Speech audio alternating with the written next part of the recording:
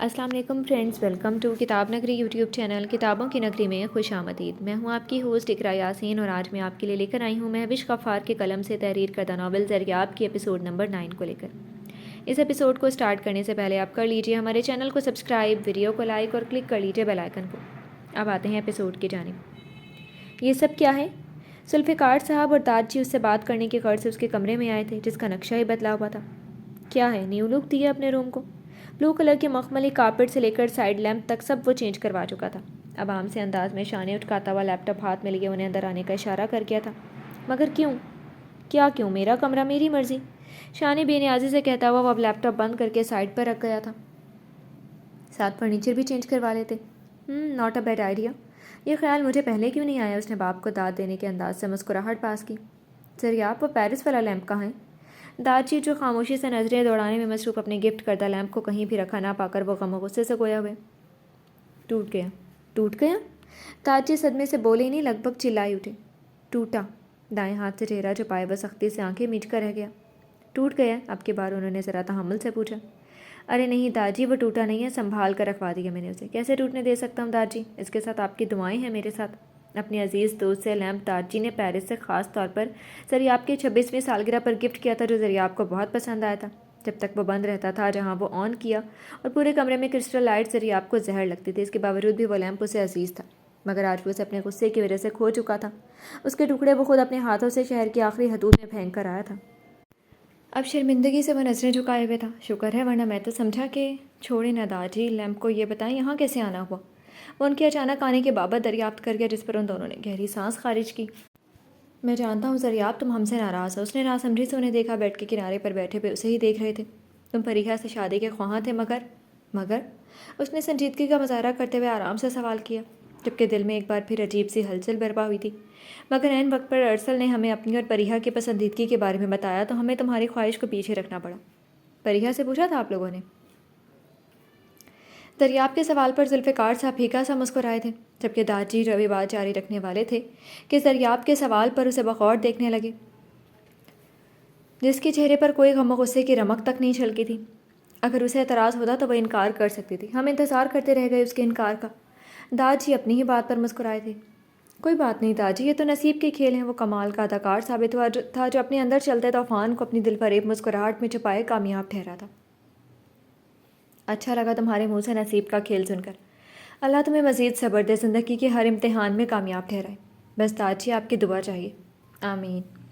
داد جی کے مسکراتے چہرے کو دیکھ کر وہ مسکرایا تھا۔ مجھے معاف کر دو۔ رہنے دو ذوالفقار صاحب، مجھے شرمندہ نہ کریں۔ وہ واپس صبح والے ٹون میں آ گیا تھا۔ باپ ہوں ارسل کا، اور اس کی پہلی اور آخری خواہش ٹال نہیں سکا اور وعدہ توڑ دیا۔ وہ زریاب کے پاس آ کر کھڑے ہوئے۔ کوئی وعدہ نہیں توڑا میں نے۔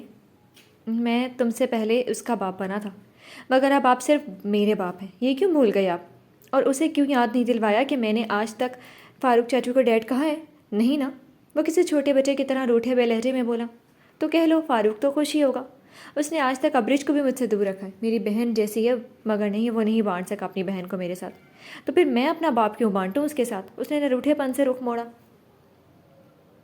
بس ایک دن کے لیے انعام دیا تھا۔ اب میں صرف تمہارا ڈیڈ ہوں یار۔ انہوں نے اس کے شانے پر دباؤ دیا۔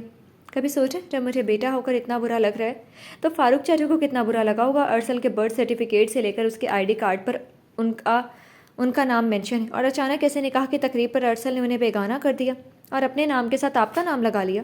کتنے ہرٹ ہوئے ہوں گے وہ۔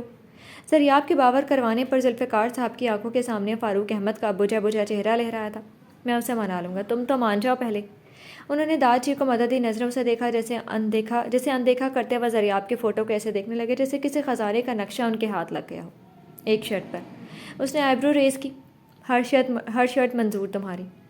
وہ مسکرائے۔ 28 سال کے بیٹے کے بچپنے پر۔ پکا؟ زریاب نے جانچتی نظروں سے انہیں دیکھا جو اب کہا لگا گئے تھے۔ تمہاری قسم۔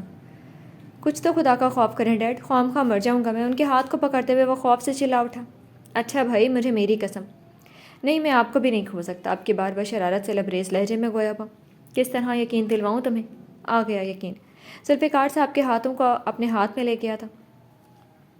میرے نام کے علاوہ دوبارہ کسی اور کے نام کے ساتھ آپ اپنا نام نہیں جوڑیں گی۔ تمہاری موم کے نام کے ساتھ بھی نہیں؟ انہوں نے شرارت سے استفسار کیا۔ ان کے لیے اجازت ہے۔ ان کے ساتھ بخلگیر ہوتے ہوئے وہ اپنی ایک خوشی کو واپس سے حاصل کر گیا تھا، دوسری خوشی کو حاصل کرنے میں نہ جانے کتنا وقت درکار تھا، یہ اس نے وقت پر چھوڑنے کا فیصلہ کیا تھا۔ کیا ہوا زریاب ذوالفقار، تمہیں کوئی فرق نہیں پڑا میری اور پریحہ کے نکاح سے؟ ارسل کی آواز پر زریاب کے لیپ ٹاپ کے کی بورڈ پر چلتی انگلیاں رکی تھیں۔ اوہ، تو مجھے فرق پڑنا چاہیے تھا۔ ہونٹ گول کیے وہ دائیں ہاتھ کی ہتھیلی پر پنچ مارتا وہ ارسل کو دیکھنے لگا۔ ویٹ ارسل، ارسل اس کے پاس آن کھڑا ہوا تھا۔ مجھے تھوڑا تھوڑا فرق پڑ رہا ہے، ایسے لگ رہا ہے جیسے میرا دم گھٹ رہا ہے، مجھے رونا بھی آ رہا ہے اور میرا دل ایسے پھڑ پھڑا رہا ہے جیسے اب دھڑکنا بھول جائے گا۔ یہ تم نے کیا کیا میری محبت کو مجھ سے کیوں چھینا؟ ہاں بتاؤ، میں نے کیا بگاڑا تھا تمہارا جو تم نے یہ سب کیا؟ ارسل کے مقابل کھڑے زریاب کے چہرے پر ہر درجہ سنجیدگی طاری تھی اور الفاظ تو جیسے کرب میں ڈوبے ہوئے تھے۔ بولو کیوں کیا؟ زریاب کی سنجیدگی سے پوچھنے پر ارسل کے لبوں پر فاتحانہ مسکراہٹ رنگی تھی کہ اگلے ہی پل زریاب کے فلک شگاف کے کہا نے وہ مسکراہٹ اس کے لبوں سے چھینی تھی۔ یہ سب سننا چاہتے تھے تم؟ سن لیا، اب نکلو۔ ارسل کے ساکت چہرے کو دیکھ کر وہ تمسخر سے مسکراتا ہوا واپس سے بیڈ پر بیٹھ گیا۔ مجھے کیوں فرق پڑنے لگا بھائی، جب میں جانتا ہوں تمہیں بچپن سے ہی میری اترن لینے کی چاہ رہی ہے۔ زریاب کا عام سا انداز اس کے اندر آگ لگا گیا، چاہے وہ ٹوائس ہو یا پھر پریحہ منیر۔ خیر تمہیں میری اترن مبارک ہو۔ ارسل کے سرخ پڑتے چہرے پر ایک نگاہ ڈال کر وہ مزید آگ لگانے کو بےتاب ہوا۔ بکواس بند کرو اپنی۔ ارسل کی برداشت نے اب جواب دیا تھا۔ میں بکواس کروں؟ اصل میں تم اندر تک چھلنی ہو چکی ہو زریاب ذوالفقار، میرے ایک وار نے تمہیں گھائل کر دی ہے۔ یہ مسکراہٹ، یہ خوشی تم نے اپنی انا کی تسکین کی خاطر اپنے چہرے پر سجائی ہوئی ہے، ورنہ یہ تم بھی اچھے سے جانتے ہو تمہاری پوری دنیا ہل کر رہ گئی ہے اور میں جیت گیا ہوں زریاب ذوالفقار۔ اپنے نچلے لب پر انگلی پھیرتے ہوئے زریاب نے اسے مسکرا کر دیکھا جس پر لہجہ ہی نہیں، چہرے پر آگ کے شعلے بھڑک رہے تھے۔ ایک بات بتاؤں تمہیں ارسل فاروق خان، تحمل سے پوچھتا ہوا وہ اس کے دوبدو ہوا، اگر تمہاری رگوں میں میرے سگے باپ کا خون نہ دوڑ رہا ہوتا تو قسم خدا کہ تمہارا وہ حال کرتا کہ فرعون بھی تمہارے حال پر ہنستا۔ آئی سویئر، بنا ایک پل ضائع کیے تمہاری قبر اپنے ہاتھوں سے کھودتا۔ جبڑے بھینجے وہ خطرناک حد تک سنجیدگی سے بولا تھا، جبکہ دل میں تو نہ جانے کیا کیا خیال آ رہے تھے ارسل کو ختم کر دینے کے۔ رہی بات جیت اور ہار کی تو صفیں سیدھی کر لو اپنی، کیونکہ اب کی بار تمہارے سامنے زریاب ذوالفقار خان کھڑا ہے بے خوف۔ میرے پاس کچھ نہیں ہے کھونے کے لیے۔ دونوں ہاتھ سینے پر باندھے ہوئے وہ ارسل کے چہرے پر چھائے مکروہ مسکراہٹ دیکھ کر نفی میں گردن ہلا کر رہ گیا تھا۔ تمہارا مسئلہ بتائے کیا ارسل؟ تم نے ہمیشہ پیچھے سے وار کیے، سامنے سے لڑنے کی ہمت تم میں ہے ہی نہیں۔ میں بھی کس بزدل انسان سے بہادری کی توقع کر رہا ہوں؟ زریاب کے تمسخرانہ ہنسی پر ارسل کے چہرے پر سنجیدگی طاری ہوئی تھی۔ ہتھیار لیس شخص کے ساتھ جنگ کیسے کی جا سکتی ہے؟ زریاب نے بھوے سکیڑے اسے دیکھا۔ میں جب 5 سال کا تھا تب سے میری اور تمہارے ساتھ جنگ جاری ہے زریاب ذوالفقار۔ میرا پہلا وار تمہاری خوشی چھین گیا تھا، یاد ہے؟ تمہاری پری آنے والی تھی اور میں نے تمہیں کہا تھا کہ وہ کبھی نہیں آئے گی، اور نہیں آئی۔ جانتے ہو کیوں؟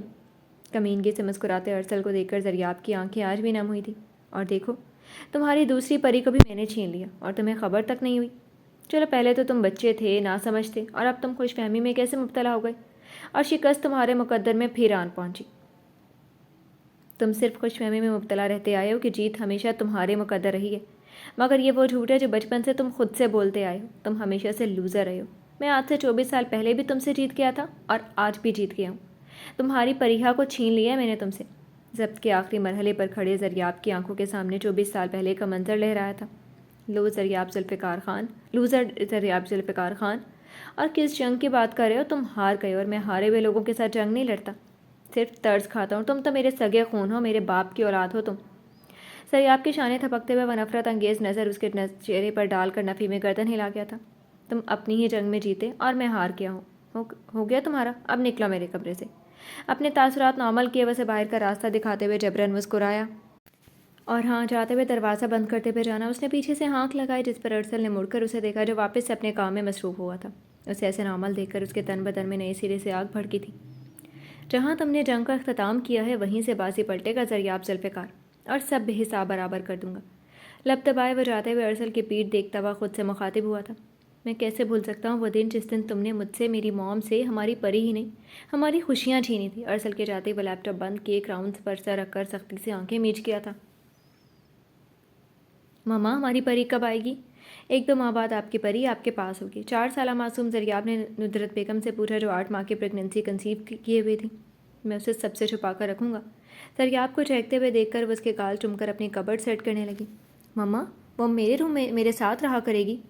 نہیں، وہ ہمارے پاس رہے گی، جب بڑی ہو جائے گی پھر آپ اسے اپنے ساتھ سلا لیجیے گا۔ दरियाब हर रोज़ ही उनसे सवाल करता था। आज भी अपने सवालों का पटारा लिए वो उनके रूम में बैठा हुआ चिप्स खाने के साथ साथ सवालों में मसरूफ़ था। क्यों वो बड़ी नहीं होगी? जैसे परी अपनी मम्मा के बगैर नहीं रह सकती, वैसे वो भी नहीं रह सकेगी क्योंकि वो छोटी होगी ना। उन्होंने उसे प्यार से समझाया, जिस पर उसका चेहरा उतर गया था। मैं अपने रूम में जाऊँ? नाराज़ हो गए हो? दरियाब के अचानक से जाने पर वो परेशान हुई। हाँ और नहीं भी, मुझसे इंतज़ार नहीं हो रहा अपनी परी का। अरसल के पास भी उसकी परी आने वाली है। तुम उदास किस बात से हो? तुम्हारी भी तो परी आने वाली है। उन्होंने दरियाब को अपने पास बिठाते हुए पूछा। अरसल कह रहा था कि मेरी परी नहीं आएगी। दरियाब ने नम आंखों से अपनी मम्मा को देखा, जिनके चेहरे पर परेशानी के तासुरात छाए थे। आएगी, बहुत जल्द आएगी। दरियाब को खुद से लगाती हुई वो मुस्कुराई थी। तुम यहाँ रुको, मैं तुम्हारे लिए जूस लेकर आती हूँ। वो उसे वहाँ रुकने का कहकर गई थी, जिस पर दरियाब ने इस्पात में गर्दन हिलाई थी और वापस से चिप्स खाने में मगन हो गया था।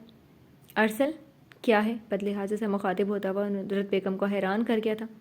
दरियाब तुम्हारा छोटा भाई है, आपने उसे ये क्यों कहा कि उसकी परी नहीं आएगी? उन्होंने प्यार से उससे पूछना चाहा, जिस पर अरसल की मुस्कुराहट उन्हें कश्मकश में डाल। बस ऐसे ही मजाक किया था, दोबारा ऐसा मजाक मत करना बेटा, छोटा है ना तो उदास हो जाता है वो।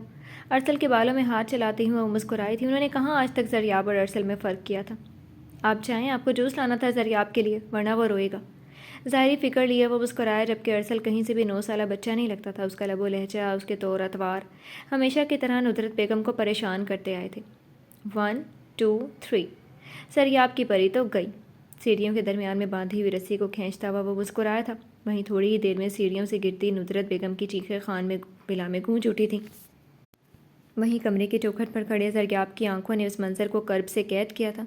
आई एम सॉरी जुल्फ़िकार साहब, आपकी बेटी को नहीं बचा सके। उसके साथ एक और बुरी खबर भी है कि आपके लिए कि आपकी वाइफ फिर कभी माँ नहीं बन पाएंगी। इस खबर पर तो जैसे जुल्फ़िकार साहब के लब आपस में पेवस्त हुए थे। वहीं दरियाब की नन्ही आंखों में आस की लू अब भी बाकी थी, जो खान बिला में बीजान के साथ उनके कमरे में अपनी मम्मा और परी के आने का इंतज़ार कर रहा था। डैड, परी कहाँ है?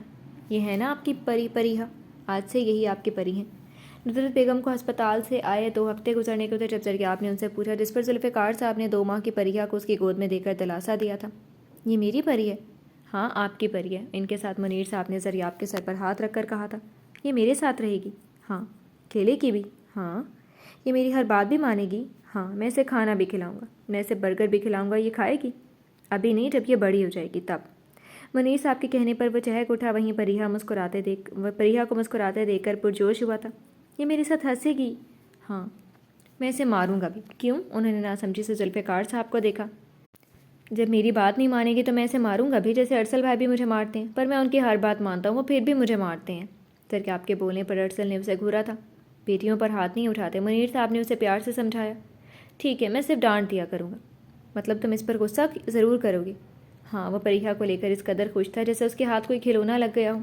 आंखें झपकते हुए परिहा उसे और मसरूर कर रही थी। मुनीर साहब ने मुस्कुराकर उसके बाल बखेरे थे। चाची, मैं इसे फीडर पिला दूँ? ज़ैनब बेगम मुस्कुराई थी। चंद दिनों में ही दरियाब परिहा से काफ़ी मानूस हो गया था। उसके चेहरे की उदासी तो जैसे कहीं गायब हो गई थी। उसे परी चाहिए थी और उसे परिहा मिल गई थी। आप ठीक हैं? मैं ठीक हूँ या नहीं, किसी को कहाँ फ़र्क पड़ता है। दरियाब की फ़ोटो को देखती हुई वो बेदिली से गोया हुई थी। अरिहा, तुम्हें पता था कि दरियाब आने वाले? नहीं, मुझे तो नाश्ते पर ही पता चला था। उसने शाने उचकाए। परिहा? जी मम्मा, किचन में आओ और काम में हमारा हाथ बटाओ। ज़ैनब बेगम की आवाज़ पर वो उठने लगी थी, जिस पर अरिहा ने उसके हाथ पर दबाव देते हुए उसे रोका था। मम्मा, आप ही के हाथ पर चोट लगी हुई है, आप मुझे बताएं क्या काम है, मैं करती हूँ। अरिहा को मुस्कुराकर देखती हुई परिहा की नज़र वापस से दरियाब के फ़ोटो पर ठहरी थी। आपको किसी ने बताया नहीं, भाभी के लिए देवर नामहरम होता है, उसको हसरत भरी निगाहों से नहीं देखना चाहिए। दरियाब की हल्की से सरगोशी पर वो डर कर उछल पड़ी। पहले तो मेरी आहट भी पहचान लेती थी तुम, और अब मेरी आवाज़ से भी डर गई हो। कैसा है अब ज़ख्म? ज़्यादा गहरा कट तो नहीं आया? अपने और उसके बराबर में ना होने के बराबर फासला रखे वह उसके साथ बैठा था। नहीं। वो ख्वाब से बस दरियाब से दूर होती खिसकी थी। डरो मत, खा थोड़ी जाऊँगा तुम्हें। जब तुम सारी की सारी मेरी थी तब नहीं कुछ किया तो अब क्या खाक करूँगा। परिहा का खुद से दूर होना उसे बुरा लगा था। आई एम सॉरी, मैंने तुम्हें हर्ट किया, पता नहीं क्या हो गया था, अपने इमोशंस और गुस्से पर काबू ही नहीं कर पाया और तुम्हें चोट पहुँचा दी। उसके हाथों पर बंधी पट्टी देखकर उसे मलामत हुई थी। मैं ठीक हूँ अब। उसका फ़िक्रमंदाना अंदाज़ परिहा का दिल मोम करने के लिए काफ़ी था, जिस पर उसने हल्की से आवाज़ में दरियाब की खजालत मिटानी चाहिए थी। वैसे कैसी है फ़ोटो? उसने हैरत से उसे देखा था, जो कल के बरक्स काफ़ी काम डाउन लग रहा था। अच्छी है, बस अच्छी है। दरियाब की आंखों में आस की लू जलते देखकर उसकी आंखों में नमी उतरी थी। तारीफ़ करना भूल गई हो? उसने शिकवा किया। या मेरी तारीफ़ करना छोड़ दी है? हाँ, छोड़ भी सकती हो, کیونکہ اب تو تم ارسل کی تعریف کیا کرو گی۔ اپنے سوال کے جواب وہ خود سے ہی اخذ کر گیا تھا۔ تم ہمیشہ کی طرح پیاری لگ رہی ہو آج بھی۔ اس نے دل سے تعریف کی تھی جس پر وہ لب دبا کر رہ گئی۔ یہ تو کہیے اس خطا کی سزا کیا ہے؟ میں جو کہہ دوں آپ پر مرتا ہوں میں۔ اس نے بھویں اچکا کر نم آنکھوں سے اسے دیکھا تھا جو خود کو رونے سے باز رکھنے کی کوشش میں آنکھیں سرخ کر گئی تھی۔ میں کیا کروں؟ میں سانس لینا تو بھول سکتا ہوں، تمہاری تعریف کرنا نہیں چھوڑ سکتا۔ کسی لٹے پٹے جواری کی مانند وہ سر جھکائے بیٹھا ہوا تھا جسے دیکھ کر پریحا نے اپنی قسمت کے کھیل پر ماتم کیا تھا۔ صحیح کہا ہے نا، اب تم ارسل کی تعریفیں کیا کرو گی۔ دل ہر ایک کے لیے دھڑکا نہیں کرتا اور نہ ہر ایک کو سہرایا کرتا ہے۔